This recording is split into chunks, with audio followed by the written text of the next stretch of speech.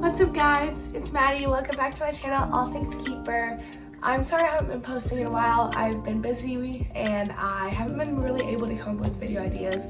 But today I have an idea. Well, it's actually not my idea.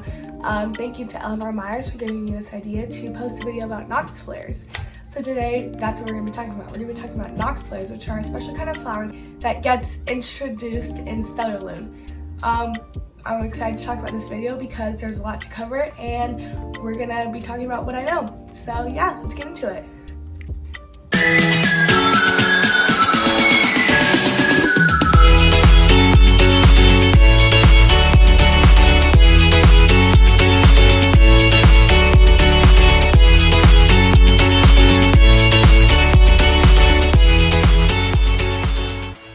So I have a list. And we have Stellarlune right here, which has a couple of references that I'm going to use in this. So we're gonna get started and talk about what I know. So first off, it's a type of flower and it was made by Finton. He said that he planted it about 500 years ago, and this was introduced in Kendrick's memory in the cache when Dex and Sophie and Orly are all looking through the cache. So yeah, it was a flower made by Finton, and they are, it was in Kendrick's memories when it was introduced to us. So in the book, it says that he was waiting for the 200th blue moon for them to bloom. So we're gonna look at Stellarlune. I planted this seed nearly 500 years ago, and I've spent centuries nurturing it and protecting it, preparing for tonight, when my Noxflares will finally bloom after absorbing enough light from their 200th blue moon. So it seems like that they needed 200 blue moons for them to fully absorb all the light that they need to bloom, and that's what I'm understanding. He can be kind of confusing a little bit, and I think it was also mentioned that he was unstable in this memory, so it's kind of going a little crazy in this memory. So yeah, looks like they needed a lot of light to bloom, so 200 blue moons, which is a lot of blue moons. Finton also mentions that there were no gnomes involved, which means he totally grew these on his own, and wanted to prove that elves are capable of vegetation without needing help from other creatures. So that was also what he was saying in this. He used a garden for this. He planted his own garden, and it wasn't some thing in his kitchen that he made. It was just he planted a garden, which may not seem big, but who knows, maybe that garden will be really important in something in the future. I may be overthinking this, but whatever. It's also, Finton is obsessed with these flowers because they're fireproof and fire resistant, and as a pyrokinetic, he does love that. And it's mentioned several times that it's fireproof in the book. So that's also probably an important thing that we'll need later on in the book.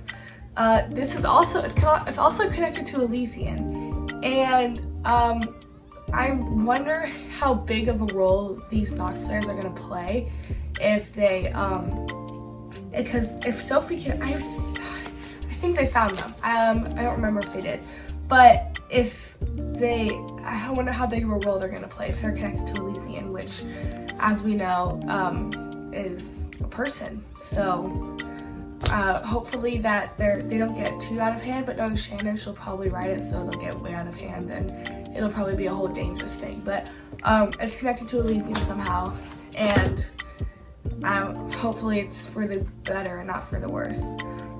When Dex saw this in the memory, he mentioned that it kind of looked like a vine. He says, plus I'm pretty sure his special plant is actually a vine. Doesn't it look like it's all tangled up, and are leaves supposed to be black?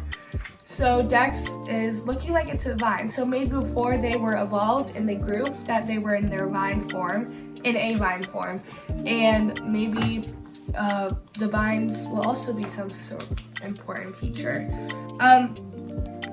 Page 229, when the Noxflares are starting to bloom, Finton is like, keep going, come on, keep going. And the way Shannon writes this is how the petals are trembling harder and harder and slowly curled open. And it's, the way she writes it makes it seem like he's alive, because Fenton is singing to this plant. Fenton is singing. And the gnomes do it, but Fenton doing it, it's like he's like trying to coax them to come out because they seem alive. And if they are alive, then this could cause some very big problems for us in the future. And yeah, so the Noxflares, they seem alive, and I don't know, again, if that's a good or bad thing. It's also written in the book that they need a lot of light. They are much more light heavy than any other plant. They require lots of light to be able to grow. So Fenton used probably his pyrokinetic abilities to help the Noxflares grow, which means, and fire is light. Fire gives light. So having that flame involved into the growth, plus how many blue moons they needed the Noxflares needed to grow and absorb all that light, means that they are very light heavy, and that part is really a necessity to it. So you need lots of light to grow, and you need lots of patience. I wonder if Morella and maybe even Wiley will be able to create, because Morella is a pyrokinetic, as you know, and Wiley's a flasher. So maybe they'll be able to combine their abilities and maybe grow some new Noxflares and maybe use that for some connection to Elysian. Because Wiley could have all his light and maybe speed up the process, because they're not going to wait 500 years. They're going to find some loophole, some way around this, and they're probably going to try and have them grow again.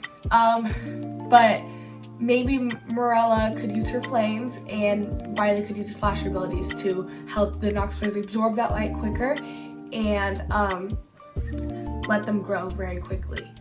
So I know this is a lot to take in. I kind of was going through all this kind of fast, not really relishing it and explaining it, but I honestly don't really know much about this. Like, this is a very confusing concept, and when I looked up on the internet, the website that I found had 2 paragraphs worth of information, and I had to go into the book so I could get more information on this.